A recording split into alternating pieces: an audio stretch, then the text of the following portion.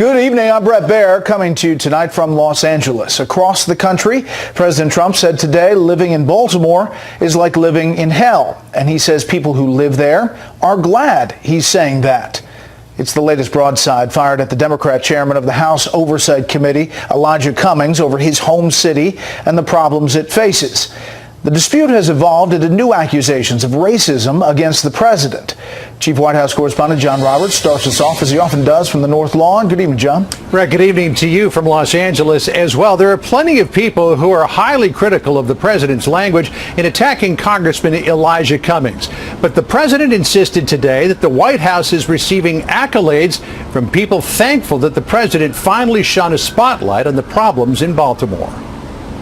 African Americans have built, strengthened, inspired, uplifted, protected, defended, and sustained our nation from its very earliest days. President Trump in historic Jamestown, Virginia today, praising the contribution of African Americans to American democracy, while at the same time continuing to hammer Congressman Elijah Cummings. People living in Baltimore are very happy that I'm bringing out the fact that it's like living in hell. The president again today ripping Cummings for obsessing over investigations of the White House instead of focusing on problems in his home district. The corruption and the graft in Baltimore is probably the greatest in our country, or one of them. Wait, now, he's in charge of an oversight committee.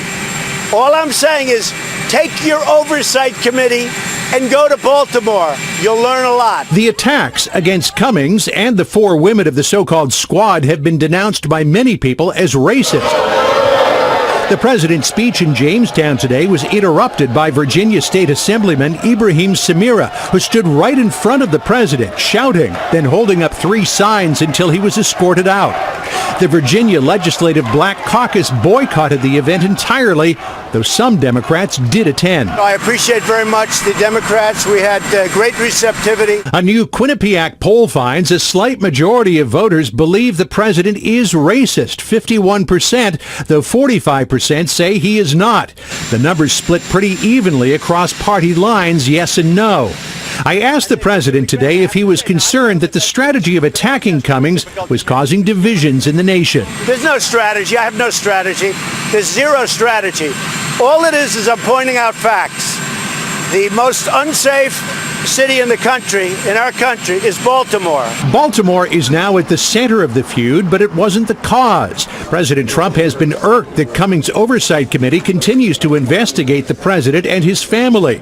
Cummings' upbraiding of acting DHS Secretary Kevin McAleenan over the situation at the border was the last straw for President Trump. Elijah Cummings, it was a horrible thing the way he spoke to the head of Homeland Security the other day. These people are working hard. They're getting no support from the Democrats. The Democrats refuse to fix the loopholes. They refuse to fix asylum.